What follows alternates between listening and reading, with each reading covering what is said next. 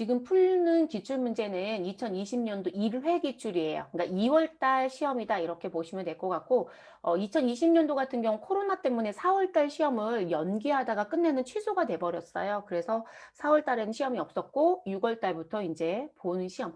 그리고 한동안은 전산에게 1급만 오전과 오후처럼 나눠보는 시험이 한동안 진행이 될 것 같아요.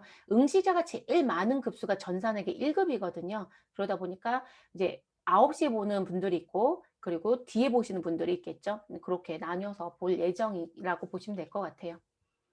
자, 88회 기출문제 같은 경우는 합격률이 48.76이에요. 그러니까 지금 2020년도 기준을 놓고 봤을 땐 합격률이 가장 낮은 쪽이긴 해요. 근데 이 정도이면 낮다고 보여지진 않아요. 네. 여러분들 아마 그 한국 세무세 사이트에 들어가 보시면 합격률이 보여요. 네. 근데 그 합격률 가서 보시면 거의 대체적으로 30% 후반 또는 40% 초반 이 정도밖에 안 나오거든요. 그래서 아주 낮다라고 보기는 조금 어려운 뭐 적정선이다 이렇게 보시면 될 것 같습니다.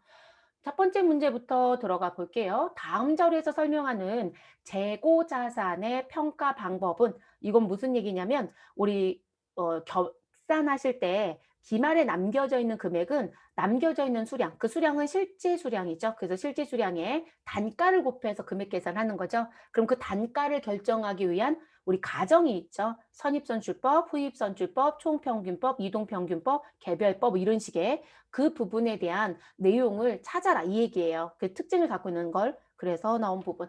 자, 일반적인 물가 상승 시 당기 순이익이 과대 계상되는 현상이 있대요. 그럼 인플레이션 상태에서 당기 순이익이 커지는 현상이 있다? 일단 작아지는 현상이 있다 이러면 후입선출법이에요. 근데 커지는 현상이 있다? 그럼 선입이에요. 왜냐면 선입과 후입이 극과 극으로 있으니까. 이해됐어요? 그러면 일단 누구는 답이 될 수 없다라는 결론이 나요. 후입은 절대 답이 될 수 없겠네요. 그래서 후입은 일단 무엇 하시고 빼주시면 되겠죠. 아웃시켜 주시면 되시고 너는 안 돼. 이렇게 해주시면 되고요. 그리고 재고자산이 기말 재고자산이 현시가를 반영하고 있다. 자, 현시가를 반영한다는 얘기는 뭐냐면 지금 시장에 가서 지금 볼 수 있는 가격들이 기말에 남겨져 있다는 얘기인 거예요. 그러면 내가 지금 10원 주고 샀던 아이가 물가가 상승에 의해서 15원이 됐고 그리고 똑같은 조건이 여러분 모든 조건 다 같다라고 놓고 보셔야 되고요. 그리고 10원이었던 게 20원이 됐다. 그럼 물가가 상승 중인 거 맞잖아요. 그런데 지금 최근에 사온 게 20원이라는 거예요. 이게 기말로 남겨진다. 그러면 먼저 들어온 거 먼저 판단 원리로 가야 최근 게 남겠죠. 그래서 기말에 남겨져 있는 부분이 최근에 재고가 그러니까 최근 게 재고로 남는다. 그러면 선입선출이고요. 그런데 오래된 거, 과거 것이 재고로 남는다라고 하면 후입선출이에요. 그렇게 보셔야 되는 부분. 답은 그럼 바로 나올 수밖에 없네요. 이익이 가장 큰 부분이라고 얘기하진 않았지만 당기순이익이 과대 계승되는 현상이 있고 현시가를 기말 재고에 잘 반영하고 있다라고 하면 선입선출법입니다. 자, 인플레이션 시에는 경영진의 경영 실적을 높이려는 유혹을 가져올 수 있다. 이건 또 무슨 소리인가? 여러분 지금 제가 계속 강조했던 게 선입과 후입은 극과 극으로 있어요. 라고 했잖아요. 근데 회사가 후입선출법으로 우리 기말에 평가를 하고 있었다. 그런데 물가가 상승 중이다 라고 하면 후입선출법을 하게 되면 지금 선입보다 이익이 뭐가 되죠 여러분? 작아지는 현상이 있고 그리고 매출 원가는 커지는 현상이 있고 이해되셨어요? 자, 그러면 이들은 무슨 욕심이 생길까요? 이익을 과대 계상하고 싶은 욕심이 생기겠죠. 왜냐하면 우리 손익계산서에 보여지는 무엇에 경영 성과에 따라서 월급쟁이 사장님들은 재계약을 할 건지 안 할 건지 얘기할 수 있잖아요. 그러니까 이제 그 얘기를 하고 싶은 거예요. 그래서 나온 부분. 그래서 답은 1번으로 정리시켜 주시면 되겠습니다. 됐을까요? 이동평균법이나 총평균법의 특징을 잠깐 얘기한다라고 하면 이동평균법 같은 경우 여러분 매입할 때마다 평균 단가를 내서 나가는 것에 곱하기를 해서 매출원가 형성하는 방법이잖아요. 그러니까 실시간으로 돌아가는 정세를 잘 반영할 수 있다는 게 이동평균법의 특징이에요. 그리고 총평균법은 간단하다예요. 일정 기간에 평균 단가를 내서 쓰는 거기 때문에 사실상 별로 어렵지 않습니다. 그리고 그거의 특징은 뭐냐면 지금 현재 매출 원가에 곱하는 단가와 기말 재고 수량에 곱하는 단가가 무엇하다? 같다예요. 일정 기간에 전체 수량을 가지고 일정 기간에 가지고 있었던 금액을 그냥 나눠버리는 거니까 그걸 각각 곱하기 하는 거예요. 그게 이제 특징이고 개별법은 가장 정확한 방식이죠. 네, 가장 정확하다. 근데 일반적으로 안 쓰죠. 공산품들이 이거 쓰면 난리 나겠죠. 여러분 케이스 바이 케이스인데 그래서 개별법은 대부분 고가품에 쓰죠. 고가품에 그런 게 이제 특징으로 나올 수 있겠죠. 두 번째 문제로 넘어가겠습니다. 다음 중 유형자산의 취득 원가에 포함되는 요소를 모두 그런 것은 라고 되어 있습니다. 자, 설계와 관련하여 전문가에게 지급하는 수수료 당연히 취득 원가에 들어갑니다. 그래서 우리 건물 지실 때 무슨 부분, 건물과 관련된 설계를 의뢰했다 돈 줘야 되잖아요. 네, 당연히 취득 원가 가산이고요. 자, 매입 관련 운송비, 이런 매입 관련이에요. 매출이 아니라. 그럼 이 부분도 들어가야 되는 게 맞겠죠. 자, 설치 장소 준비를 위한 지출. 네, 이 부분도 들어가는 부분이고요. 자, 그리고 취득세. 이런 취득세는 살 때 내는 거예요. 그러니까 당연히 들어가야 되겠네요. 재산세는 보유 중에 내는 세금이죠. 그래서 보유 중에 내는 건 취득 후 지출이잖아요. 그러니까 이 부분은 들어갈 수 없어요. 그래서 기역, 니은, 디귿, 니은. 그 몇 번이에요, 여러분? 기역, 니은, 디귿, 니을은 기역, 니은, 디귿, 니은 맞죠, 여러분? 그럼 답은 2번인가요? 네, 2번으로 정리시켜 주시면 되겠습니다. 2번. 자, 그 다음 3번 문제. 다음 중 무형자산에 대한 설명으로 틀린 것은 이라고 되어 있네요. 첫 번째, 기업회계 기준에서는 사업 결합 등 외부에서 취득한 영업권만 무엇하고 있다. 인정하고 있다. 그래서 우린 외부에서 취득한 영업권만 인정. 자, 그러면 내부에서 창출된 영업권을 인정한다, 안 한다? 안 한다. 맞는 표현이죠, 여러분? 그래서 이거를 뭐라고도 얘기한다? 너 돈 주고 산 것밖에 안 돼. 그래서 유상취득만 인정할 거야. 라고 얘기하죠. 무형자산은 인식기준을 충족하지 못하면, 여러분 인식기준 누가 있죠? 인식기준. 인식기준이 중요하잖아요. 그것이 모두 충족해야 되는 거거든요. 그럼 그 모두 충족해야 되는 인식기준 중에 뭐가 있더라? 아이, 너 식별 가능해야 된다. 그럼 식별 가능이라는 건 다른 거하고 분리해서 따로따로 얘기할 수 있다. 그럼 컴퓨터와 컴퓨터를 돌아가게 하는 프로그램은 분리시켜서 얘기할 수 있지 않아요? 그래서 우리 프로그램은 뭐로 봐줘요? 무형자산 봐주고 있잖아요. 그래서 식별 가능성에 대한 얘기를 하겠죠. 그렇죠? 그리고 우리 무슨 부분도 얘기할까요? 회사에 이익을 가져다 줄 수 있어야 된다라고 하죠. 그러면 경제적 효익에 유입 가능성이 있어야 된다. 이런 표현들 하잖아요. 이해되셨어요? 그리고 다른 거에 속해져 있지 않아야 되죠. 그런 식의 내용들, 그걸 인식 기준에 내용이 있습니다. 그래서 그 인식 기준을 모두 다 충족하셔야 되고 충족하지 못한다라고 하면 그 지출은 발생한 기간에 무엇으로 처리한다? 비용으로 처리한다. 맞아요, 여러분. 네, 비용으로 처리합니다. 다만 이 비용이 제조원가 성격에 강한데요. 그럼 제조원가로 그렇지 아니하다라면 판매비와 관리비로 갑니다. 자, 무형자산을 개별적으로 취득한 경우에는 매입 가격에 매입 부대 비용을 가산한 금액을 취득 원가로 한다. 자산의 취득 시 발생되는 부대 비용을 다 무엇한다? 가산한다. 그거는 단기 매매 증권을 빼고 모두 다 동일해요. 어떤 자산이든. 그럼 맞는 얘기겠죠? 네 번째, 무형자산의 합리적인 상각 방법을 정할 수 없는 경우에는 정율이 아니라 정액법을 써야 되겠죠? 네, 정액법을 사용한다. 그래서 정액법을 쓰는 부분의 내용에 들어가 보면 우리 무조건적으로 정액법을 쓰라는 것도 있잖아요. 그렇죠? 그래서 영어권 무조건적으로 정액법 쓰고 그리고 합리적인 삼각 방법 정할 수 없을 때도 정액법을 쓰죠. 그렇게 정리가 되는 부분입니다. 그럼 답은 몇 번으로 정리해 주시면 돼요, 여러분? 우리 4번 해서 마무리됐습니다.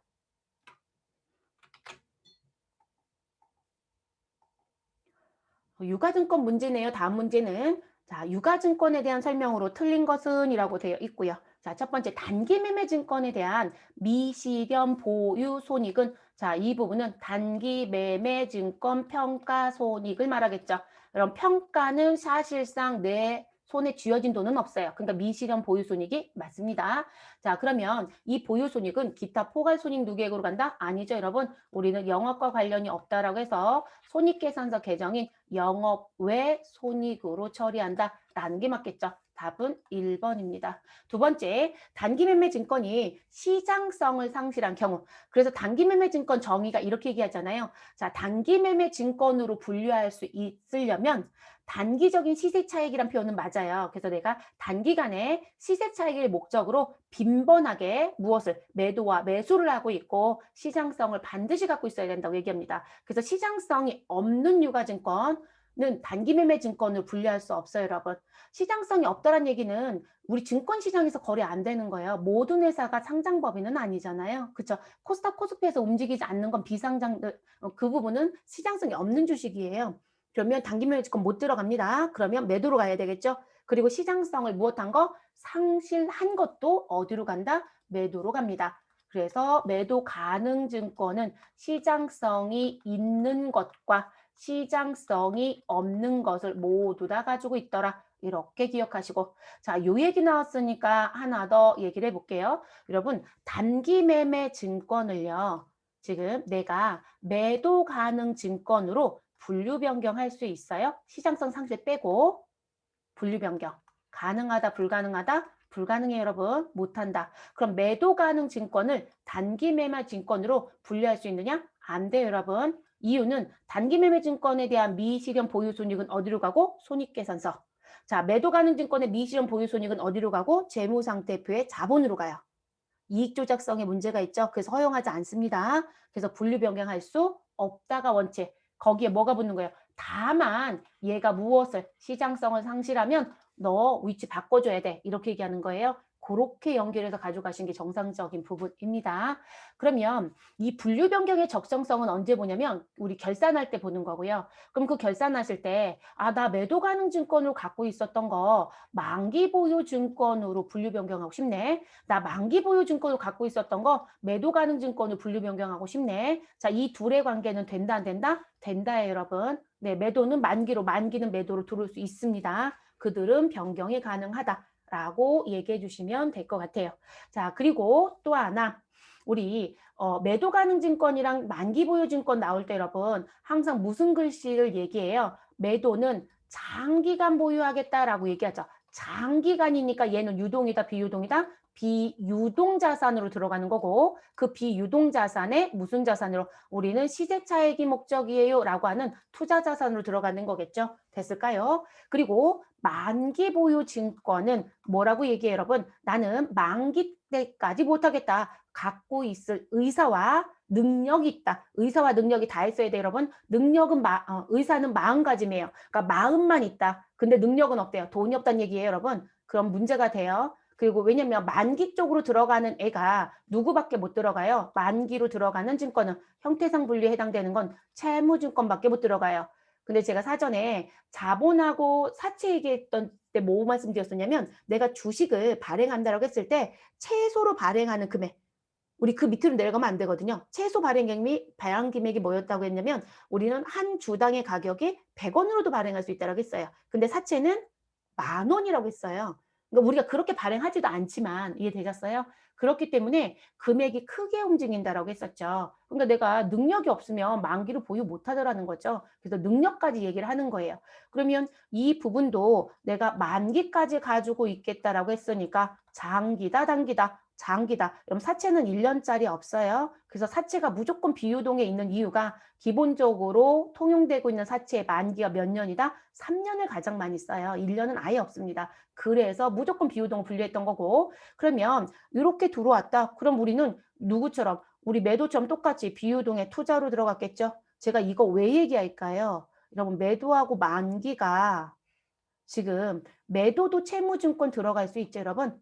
만기도 채무증권 들어갈 수 있죠. 채무증권은 뭐가 있다? 만기일이 있다. 지분증권은 만기일이 있다, 없다? 없다라고 했었잖아요. 그럼 만기일이 있다라고 하면 지금 제가 사채를 샀어요. 투자 목적으로. 그래서 회사채에 지금 현재 투자를 했습니다. 근데 이 사채가 지금 언제 샀냐고 물어봤더니 저희요 2019년도에 발행할 때 샀습니다 라고 얘기해요. 그래서 19년도 1월 1일에 그리고 몇 년짜리 샀니? 3년짜리요 라고 얘기합니다. 그럼 19년도 1월 1일부터 우리 언제까지? 19년도 12월 31일까지 그러면 분류 변경의 적정성을 봐달라고 했어요. 그러면 2019년도 1월 1일에서 12월 31일까지 갔을 때 1년이 경과가 됐죠.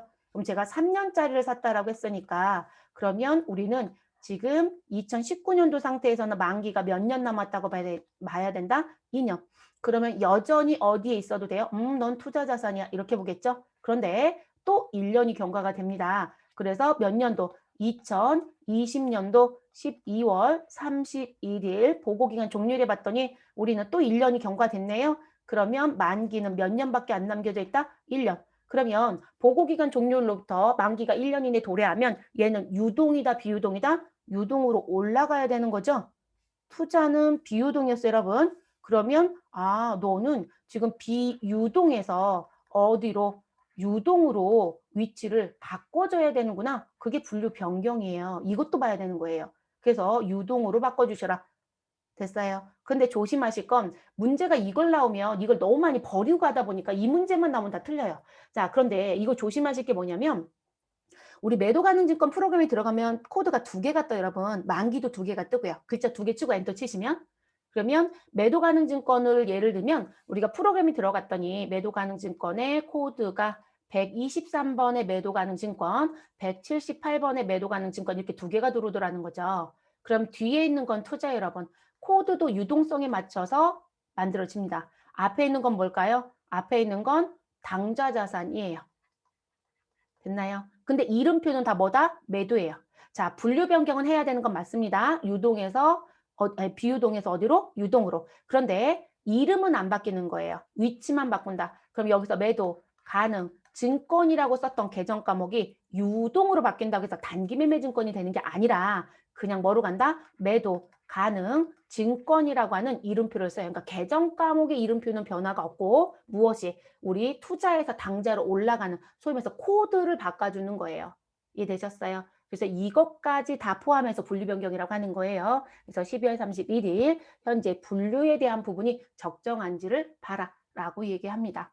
그래서 그 내용까지 같이 봐주시는 게 좋겠고 자, 3번째로 내려오겠습니다. 채무증권은 취득한 후에 만기 보유 증권, 단기 매매 증권, 매도 가능 증권 중에 하나로 무엇할 수 있다? 우리 분류할 수 있다. 맞죠, 여러분? 누구는 절대 들을 수 없다? 지분법 적용 투자 주식은 절대 못 들어요. 지분법 적용 투자 주식은 뭐에 속한다고 봐야 한다? 그 부분은 지분증권밖에 못 들어가요. 지분율의 관점이기 때문에 그렇게 알아두시고 자, 그러면 이것도 맞는 얘기입니다. 4번째, 지분증권과 만기 보유 증권으로 분류되지 않은 채무증권은 단기 매매 증권 또는 매도 가능 증권으로 분류한다. 여러분, 만기 보유 증권이 채무증권이잖아요.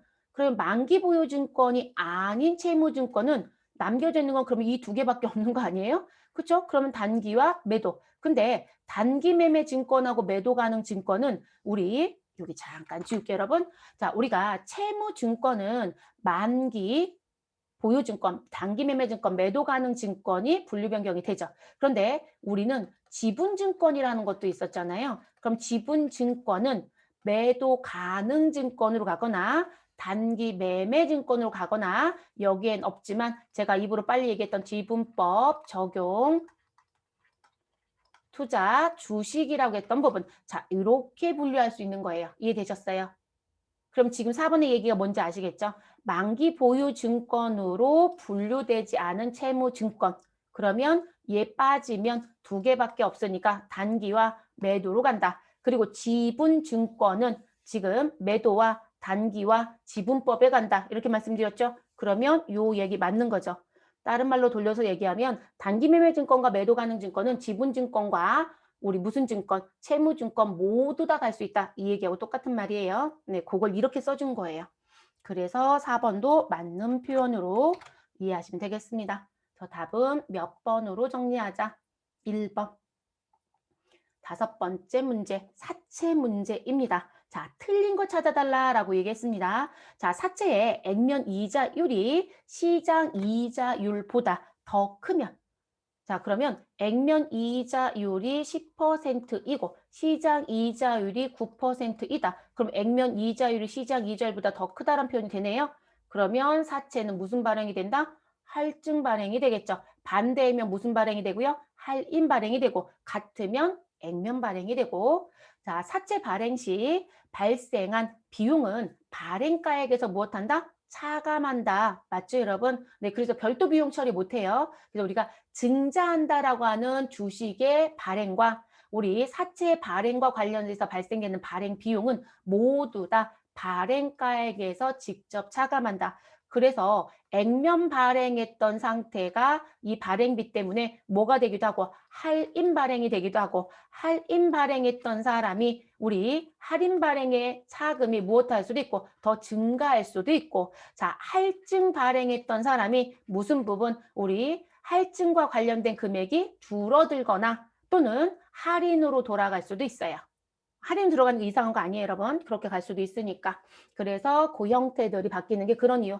자, 사채 할증 발행 차금은 자본 잉여금 아니에요, 여러분. 자, 우리 사채를 발행했는데 뭐가 생겼다? 차이가 생겼다. 그래서 차금인 거죠. 그러면 이 차금의 무슨 부분? 할증이다라는 건 액면보다 무엇하다? 더 크게 발행했다. 그럼 이 부분은 무엇하더라? 사채에 가산한다고 했습니다. 그래서 사채 금액에 가산하는 형식으로 기재한다. 자, 그리고 우리 차금이 할인에 대한 차금이었다라고 하면 사채 액면 금액을 무엇하다? 깎아먹는 형태. 그러면 무슨 형태로 간다? 차감하는 형태로 갑니다. 됐어요, 여러분? 그래서 부채도 뭐가 있다라고 보셔야 돼요. 아, 차감 계정이 있구나. 근데 부채는 재밌는 건 뭐예요? 가산 계정도 있네. 이렇게 되는 거죠. 그래서 가산한다, 차감한다 이렇게 보셔야 돼요. 그래서 여러분 사채 할인 발행 차금과 할증 발행 차금은 부채하고 관계 있는 계정인데 그들을 부채라고 부르지는 않아요, 여러분. 대손 충당금을 우리가 부채나 자산이라고 부를까요? 안 부르잖아요. 그들은 자산과 부채로 못 가요. 대변에 등장하는데도 불구하고 무슨 부분? 그냥 자산이랑 같이 움직이는 계정인 거예요. 그래서 부채 자산이라고 부르지 않습니다. 얘도 똑같습니다. 자, 네 번째, 사채 할인 발행 시 유효이자율법 적용 시 기간이 경과함에 따라 사채의 장부가액은 무엇한다? 증가한다. 왜냐하면 상각하면서 할인 금액이 자꾸 줄어들 거라겠죠? 그럼 장부 금액이 증가하죠. 장부 금액이 증가하니까 이자 비용 증가하고 상각액이 증가하고 그렇게 도미노처럼 돌아가는 거예요. 그래서 맞는 표현이신 거죠. 그래서 답은 몇 번으로 정리? 3번으로 정리. 여섯 번째 문제부터는 원가.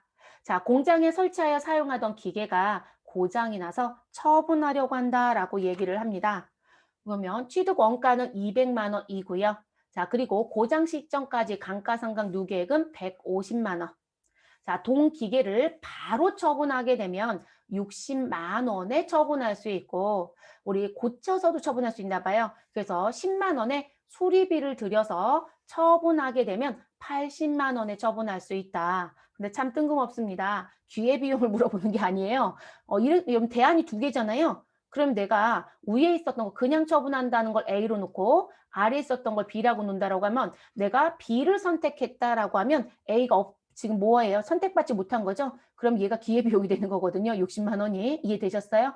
자, 열심히 설명했는데 결론은 매물원가가 얼마냐라고 물어봤네요. 자, 매물원가는 의사결정에 영향을 줄 수 있다, 없다? 없다. 네, 의사결정 전혀 영향 못 주는 원가가 매물원가. 자, 그럼 매물원가는 이런 매물이 뭐예요? 우리 매물되면 우리 아래로 내려앉는 거죠. 소위 말해서 땅에 묻히는 거예요. 그러면 땅에 묻히는데 보이겠어요? 안 보이는 애들. 그래서 신경을 안 쓴다는 거죠. 그럼 이 금액은 어떻게 계산한다? 취득 원가에서 누구를 뺀다? 우리 감가상각 누계액을 뺍니다. 이런 감가상각 누계액이 없을 땐 그냥 취득 원가로 가는 거고요. 그래서 역사적 원가라고 부르는 취득 원가에서 감가상각 누계액을 빼면 뭐가 되는 거예요? 장부가액이 되는 거죠.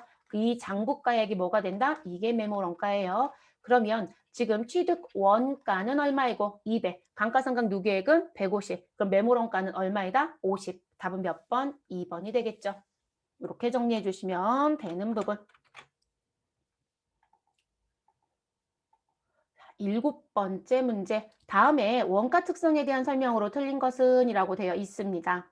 자, 전기료, 수도료 등은 사용하지 않는 경우에도 기본 요금을 부담해야 하고 또한 사용에 비례하여 종량 요금은 증가하게 되더라. 여러분 종량이란 얘기는 사용량에 따라서 대금을 청구하는 거. 그쵸? 우리 그런 걸 종량 요금. 그러면 이 얘기는 그래프로 그려보면 무슨 얘기예요? 아니 나 지금 조업도가 0이야.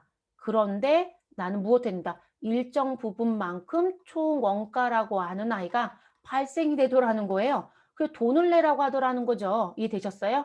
그리고 우린 지금 현재 생산량이 있어요 라고 해서 생산량이 증가하면 그거에 비례적으로 무엇한다? 증가의 곡선이 생긴다. 그래서 여기만큼은 무엇이다? 기본 요금의 성격으로 가지고 있는 부분. 자, 이거를 원가로 얘기하면 뭐로 보셔라? 고정비이다. 라고 하는 부분이고, 자, 지금 얘는 비례적으로 조업도 변화에 따라서 바뀌는 거네요. 그러면 요 부분에 대한 건 뭐라고 보자? 변동비라고 보는 거죠. 그러면 고정비와 변동비가 무엇되어 있다? 혼재되어 있다. 지금 저는 그냥 더하기 표시를 할 거예요. 그래서 이들을 뭐라고도 부른다? 혼합원가. 여러분 준고정비는 혼합원가 용어 안 써요. 걔는 계단원가라고 쓰고 그래서 혼합원가라고 쓰고 또는 무엇으로 준 변동비라고도 얘기할 수 있다. 이렇게 가는 거죠. 지금 현재 나와야 하는 박스 내용은 이 부분 얘기거든요. 그럼 1번 조업도의 변동과 관계없이 일정하게 발생하는 고정비가 있고 조업도 변동에 따라 비례적으로 발생하는 변동비의 두 가지 요소를 모두 다 가지고 있더라. 맞죠 여러분? 자, 두 번째 계단원가라고도 한다. 답은 2번 계단원가는 무슨 부분이다. 그래프를 그렸을 때 계단처럼 보여져야 한다. 이렇게 표현을 했었습니다. 다른 기출 풀어드릴 때. 됐어요, 여러분? 그러면 일정 부분까지는 고정비. 근데 일정 부분이 지나면 바로 점핑돼서 고정비 일정 기간 이런 식으로 가는 거. 그래서 이들을 계단처럼 보여졌다고 해서 계단원가. 그리고 뭐라고도 부를 수 있다. 이런 고정이 계속 등장하잖아요. 그래서 준 고정비라고도 얘기할 수 있다. 그래서 이 부분은 대부분 여러분 우리 왜 기계 빌려 쓰시는 분들 있잖아요. 그럼 기계 한 대가 실제 생산할 수 있는 생산량 이런 게 조업도예요. 쓸 수 있는 시간 뭐 이런 부분. 조업도는 뭐로 들어오든 다 가능한 얘기고 그러면 지금 하나의 기계를 내가 가지고 생산을 하면 아무리 생산을 최대로 뽑아내도 10,000개밖에 안 된대요. 그런데 이번 달부터 15,000개를 생산해야 된다는 거예요. 그럼 여러분 5,000개를 생산하기 위해서 난 기계를 하나 더 빌려야 되더라. 그럼 재밌는 건 뭐냐면 임차료라고 하는 건 고정비예요. 근데 그 고정비가 일순간에 바뀌기도 하더라는 거죠. 점프하는 거로. 그러면 그게 뭐가 된다? 준 고정비가 되는 거예요. 2대 기계를 빌리려면 저는 한 대 기계에 50만 원 줬던 걸 얼마로? 100만 원, 50만 원을 더 줘서 100만 원 지불해야 되잖아요. 이해되셨어요? 그런 게 그런 부분입니다. 그래서 2번이 잘못됐고요. 준변동비 특성에 대한 설명이고 혼합 원가라고도 한다. 그래서 이렇게 나오는 부분들의 문제이시고 8번째 문제. 다음 중 보조부문 원가를 제조부문에 배부하는 기준으로 가장 적합한 것은 자, 건물 관리 부문, 종업원수로 가지 않아 여러분. 우리 건물 관리 부문은 사용한 면적이라든지 뭐 이런 거 가지고 보시는 게 제일 적합할 것 같고요. 자, 그리고 종업원의 복리후생 부분, 종업원의 연령? 아니 종업원 수겠죠 여러분. 아니 복리후생 부분을 연령으로 따질 이유는 없어요. 일단 종업원의 수로 봐야 되겠대요. 우리 식당에 와서 밥을 먹었다. 그러면 어느 팀에서 많이 먹었냐에 따라서 식자재 값이 다르다라고 봐야 되니까 자 식당 부문 사용 면적이 아니라 이것도 종업원 수로 가는 게 적합하고요. 자 전력 부문은 전력 사용량으로 가는 게 맞겠죠. 네 답은 4번이 되겠네요 여러분. 4번. 9번째 문제 보시죠. 자, 다음은 주식회사 경성의 제조 원가와 관련된 자료이다. 단기 제품 제조 원가를 무엇해라? 계산해라 라고 얘기하네요. 자, 그래서 기초부터 어디까지? 단기 매출 원가까지 나와져 있어요. 근데 지금 보시면 기초 부분에 원재료가 있고요. 아이고, 제가 펜을 안 바꾸고 해서 화면이 나와버렸어요. 자, 기초 원재료가 있고 기말 원재료가 있고 우리 단기에 원재료가 있다고 줬어요. 여러분 이게 오타가 났더라고요. 기초 원재료 매입이라고 주진 않아요. 재고가 맞겠죠? 자, 그래서 기초 원재료 재고, 그리고 기말 원재료 재고, 그리고 단기에 사가지고 온 매입에 대한 원재료. 그러면 이 세 개를 가지고 뭘 계산해야 된다? 나 지금 제공품으로 넘긴 원재료가 얼마인지 그걸 원재료 B라고 하겠죠? 자, 이 계산을 해야죠. 왜냐하면 재료비, 노무비, 제조 간접비의 합이 무엇이다? 우리는 총 제조 원가라고 있으니까 그걸 가려면 그럼 저희는 재료비부터 할게요. 그래서 원재료비는 기초 금액에 해당되는 10만 원에 단기에 매입한 20만 원을 더해 주시고 남겨져 있는 기말을 무엇해라? 빼라. 그러면 30만에서 5만 원 뺐으니까 25만 원. 자, 그럼 단기 총 재료 원가는 우리 무슨 부분? 재료비에 그럼 25만 원 갖고 오시고 자, 그리고 노무비가 당연히 있을 거예요. 직접 노무비 얼마 있다? 15만 원 더해 주시고 그리고 제조 간접비 더해야 되겠죠? 그래서 제조, 간접비 얼마 있다? 20만 원 있다고 나오네요. 그럼 요걸 모두 다 합쳐라. 그러면 우리는 지금 25만 원에 15만 더하면 40이고 20 더하면 60. 그럼 단기 총 제조 원가는 정리가 됐습니다. 그럼 이제 제공품 계정에 가서 단기 제품 제조 원가 계산하시면 되겠네요. 그럼 단기 제품 제조 원가는 기초 제공품 재고가 있어야 되겠죠. 자, 그래서 기초 제공품 재고 20만 원에 단기 총 제조 원가라고 얘기하는 부분 우리 60만 원 더해 주시고 그리고 기말 제공품 재고 얼마? 10만 원을 빼시면 됩니다. 그러면 얼마이다? 우리 70만 원이네요. 답은 몇 번? 3번. 그럼 이 기초 제품이라고 해서 준 거와 단기 매출 원가는 네, 전혀 쓸모없습니다. 우리한테는 필요 없는 아이들. 만약에 이렇게 주고 여러분 기말 제품 재고액이 얼마예요? 라고 하면 가야 되겠죠. 그죠? 기말 제품 재고가 얼마라고 하면 우리가 기말 제품 재고액을 물어봤어요. 제품 재고. 그렇게 되면 우리 지금 여기서 계산한 70만 원에 기초 제품 재고 15만 원을 더하죠. 그러면 우리 85만 원. 거기서 매출원가 45만 원을 빼면 기말에 남겨지는 제품은 40만 원. 결론 이렇게 나겠죠. 그렇게도 물어볼 수는 있겠죠. 그러면 아주 끝까지 나가야 되는 문제가 되는 거겠죠. 그래서 답은 정리시켰고 마무리하겠습니다. 70만 원. 네, 10번째 문제. 자, 주식회사 우연은 선입선출법에 의한 종합원가 계산을 채택하고 있다. 먼저 들어온 거 먼저 생산합니다. 라는 얘기.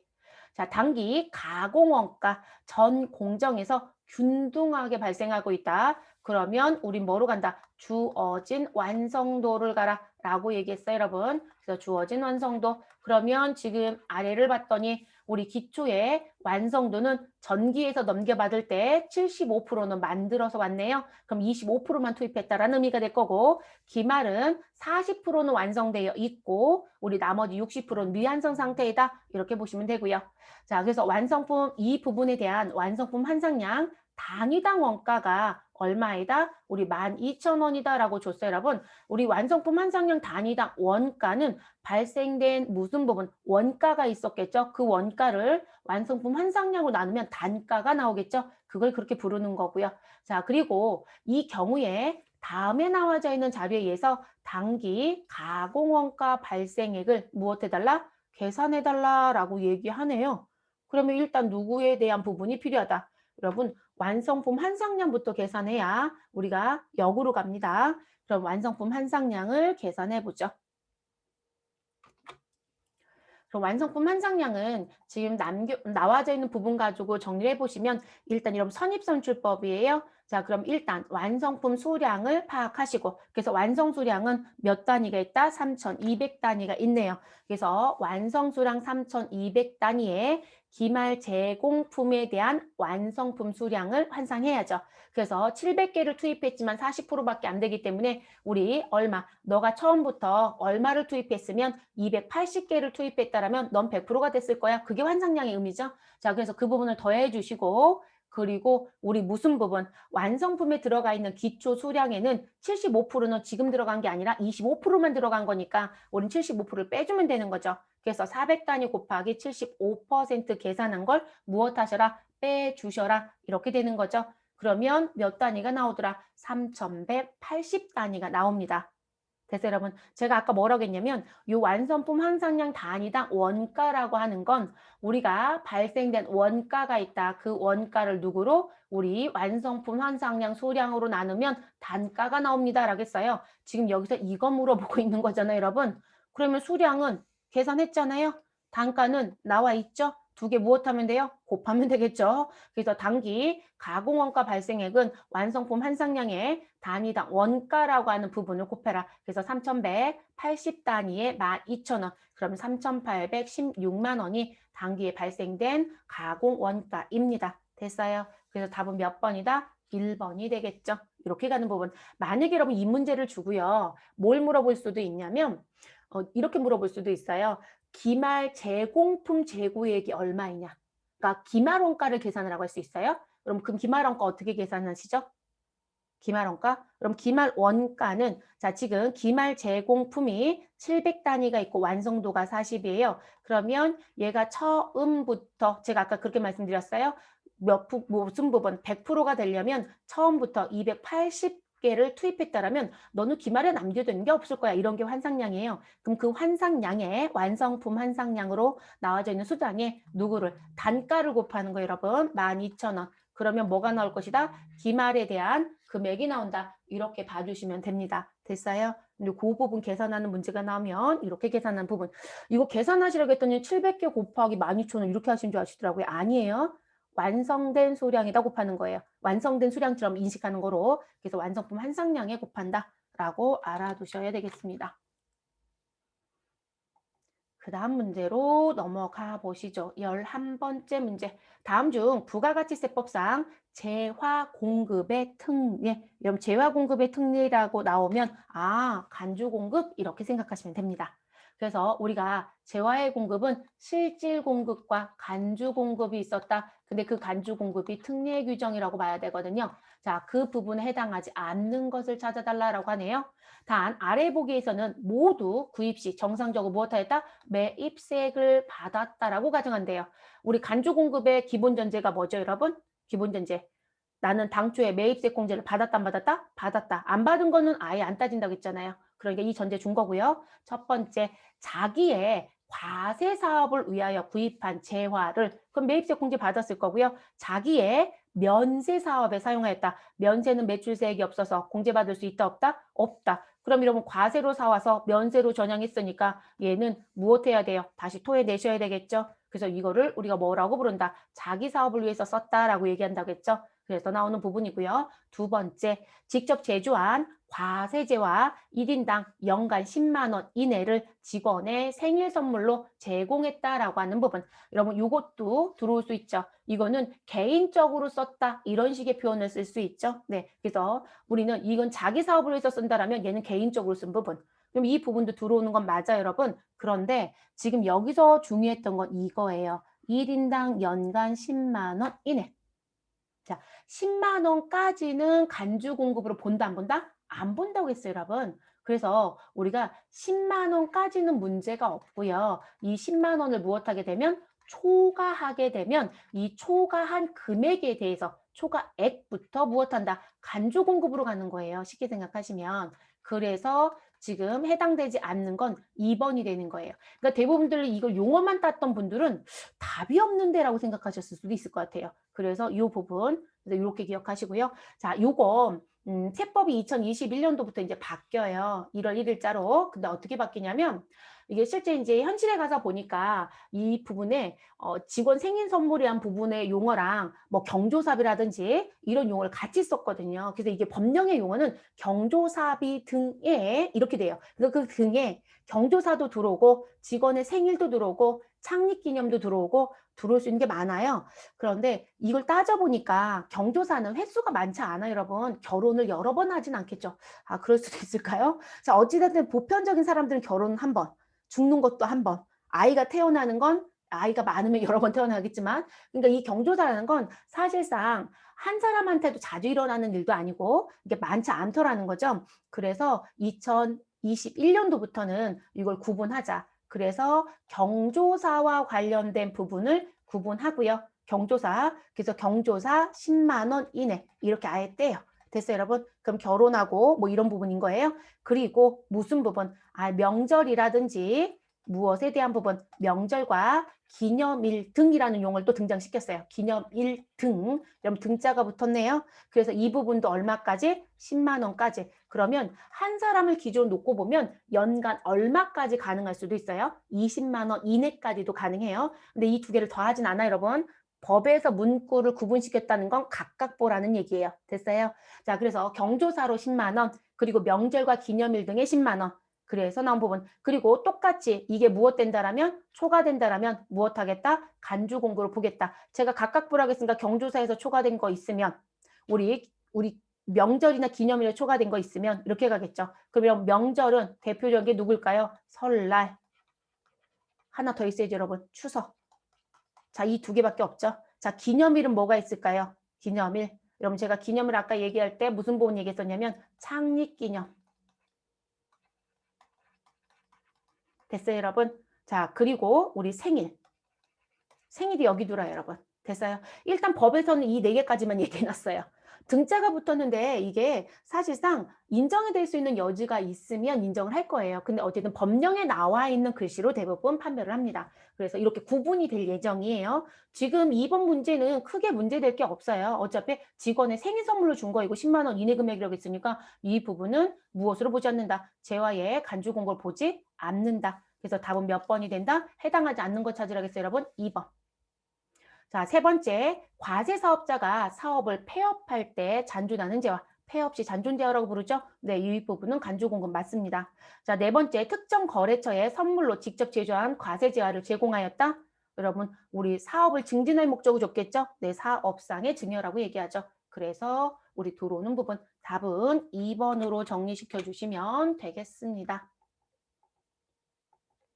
12번째 문제. 다음 중 부가가치세법상 영세율 적용 대상이 아닌 것을 찾아달랍니다. 그럼 첫 번째, 사업자가 내국신용장 또는 구매 확인서에 의하여 공급하는 수출용 재화라는 표현. 이건 맞죠, 여러분? 네, 영세율에 들어갑니다. 세금 계산서도 반드시 발급하셔야 되고, 두 번째, 수출업자가 직접 도급 계약에 의한 수출 재화 인가공용이요. 제가 수업 중에 이거 한 번은 얘기했어요. 그런데 이거를 등장시켰네요. 2번 잘 등장시켜 안 시키거든요. 그래서 이거 뭐라고 말씀드렸냐면 이렇게 얘기했었죠. 지금 수출업자가 있고 자, 수출하는 사람. 그래서 A가 수출. 자, 근데 A가 누구한테 바이어한테 무엇을 했다. 전 B만 쓸게요, 여러분. 그래서 바이어한테 오더를 받았더라는 거죠. 그래서 오더를 받고 얘가 수출을 할 거예요. 근데 얘가 생산을 다 못하면 누군가한테 무엇 하더라? 생산을 해달라고 하더라는 거죠. 그래서 얘가 뭘 맡겼다. 지금 자재는 자기가 다 갖다 줄 거예요. 그리고 그들한테 인형 눈 달기만 해달라. 그걸 임가공한다라고 했었습니다. 그래서 임가공을 맡겼다는 거죠. 누구에게? B에게. 그러면 둘은 무엇만으로도 여러분 이게 1차 임가공이잖아요. 그러면 여기까지는 무엇만으로도 계약서만으로도 무엇할 수 있다? 영세율이 된다라고 얘기를 했었어요. 그거 지금 시험 출제한 거고요. 그리고 여기서 조심할 거 뭐 하나 설명드렸냐면 B가 지금 자기가 다 능력이 안 되면 이 사람이 누군가한테 또 인가공을 맡길 수도 있더라는 거예요. 가능한 얘기거든요. 그래서 C가 등장했다. 아, 그러면 B하고 C의 관계도 계약서로 무엇할 수 있느냐? 영세율을 적용받을 수 있느냐? 안 된다. 분명히 1차까지만. 그래서 우리 재인가공에 대해서는 이건 누가 봐도 재자가 붙어야 되는 거예요. 재인가공에 대해서는 안 된다. 그거를 우리 이렇게 얘기합니다. 직접 도급 계약. 누구요? 수출자와. 됐나요? 이것도 뭐 발급해야 된다? 영세율 세금 계산서 발급합니다. 자, 세 번째, 국외에서 공급하는 용역. 건설 용역이 대표적인 거죠? 네, 이거 영세율 맞습니다.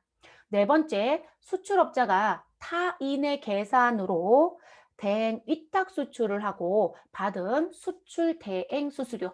자, 이 얘기는 무슨 얘기로 봐주시면 되냐면, 자, 수출하는 사람은 따로 있어요. 그러니까 원래 수출자가 A예요, 여러분. 우리 수출신고 필증 본 적 있잖아요. 그쵸? 네, 수출신고 필증에 가서 봤더니 수출자를 기재하는 자리가 있었거든요.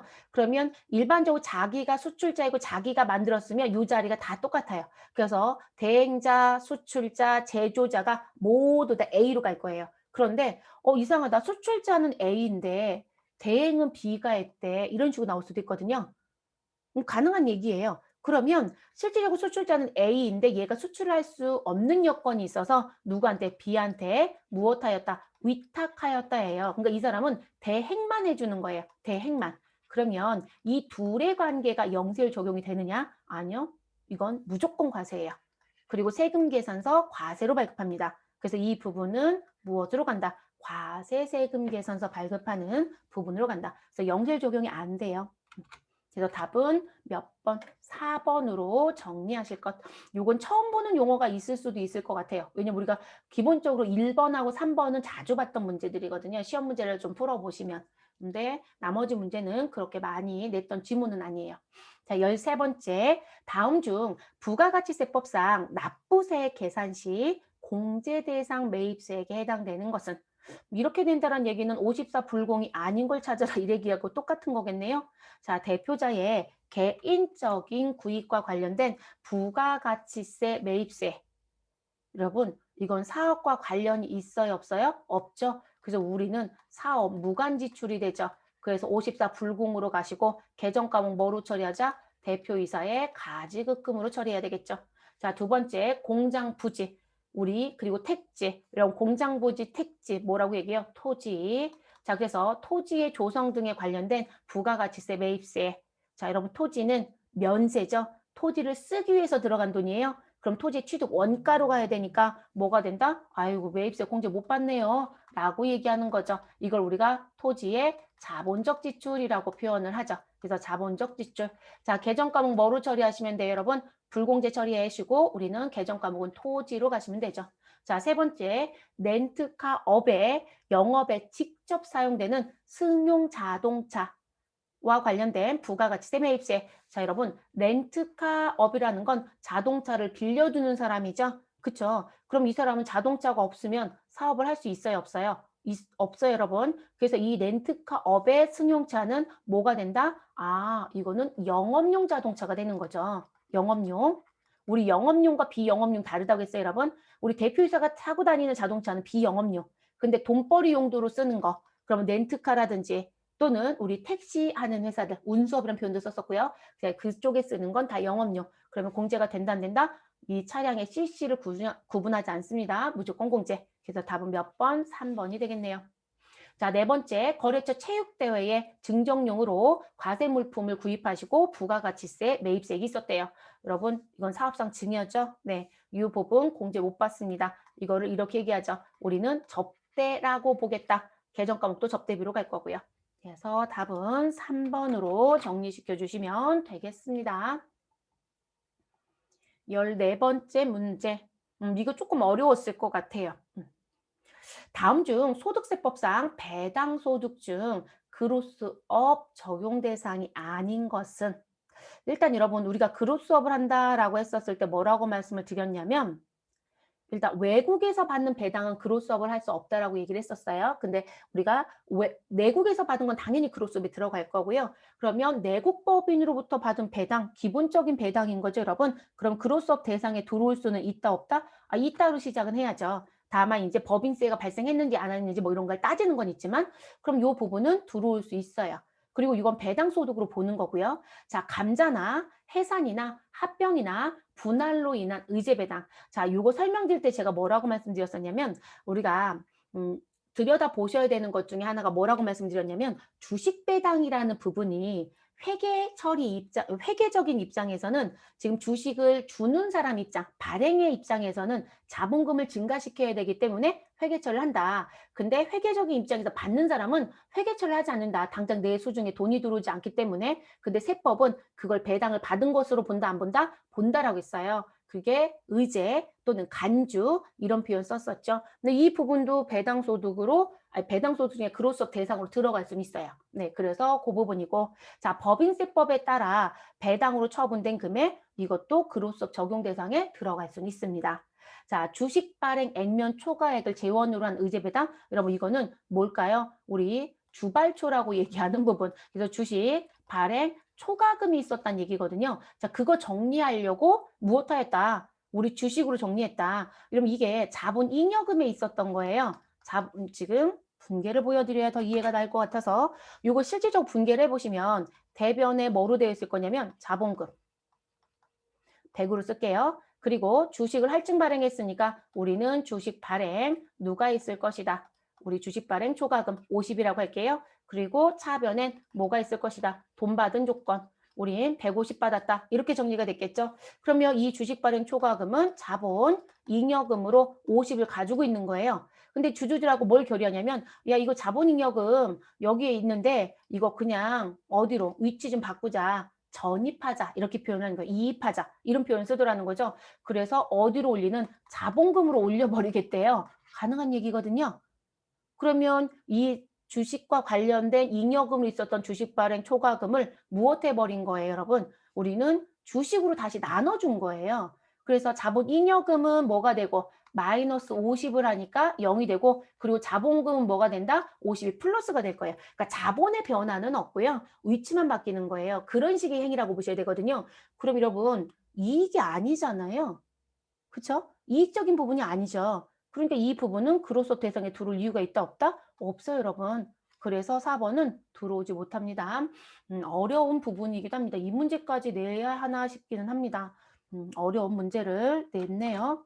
공부를 깊이 해야 되거든요. 이렇게 되면 어디까지 해요? 여러분 지금도 공부량이 너무 많은데 아무튼 좀 어려웠던 문제네요.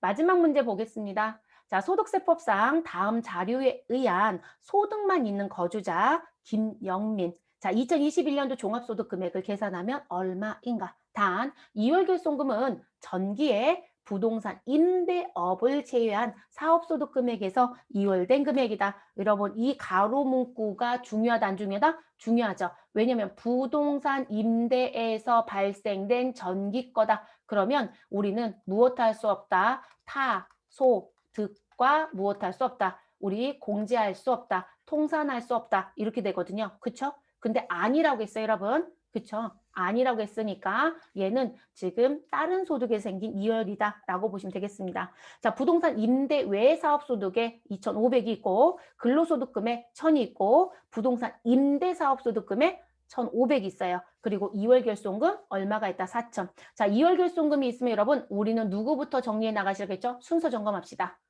자, 2월 결손금은 사업소득부터 정리. 자, 그리고 사업소득에서 다 충당이 안 된다라고 하면 누구랑 정리하셔라. 우리는 누구로 가시면 돼요, 여러분? 근로소득. 자, 이거로도 정리가 안 되면 연금이 있는지 봐라. 아, 연금이 없더라. 그러면 너 기타 소득 있었어? 그거하고 정리하고. 그리고 무슨 부분? 이자 소득 있으면 이자하고도 정리할 수 있다. 아, 이자가 없더라. 그럼 배당 있는지 한 번 더 봐라. 이렇게 가는 거죠, 순서가. 그러면 우린 4천만 원이라는 금액을 놓고요. 누군가를 빼는 걸 정리해 보면 되겠죠. 그러면 4천만 원에서 우리 일단 누구를 빼자. 사업소득이 두 개가 있네요. 그쵸? 하나는 부동산이 아닌 거, 하나는 부동산인 거. 자, 조심할 게 뭐냐면 여러분, 부동산에서 발생되는 건 부동산하고 정리해야 돼요. 그런데 부동산이 아닌 쪽에서 발생된 건 다 정리할 수 있어요.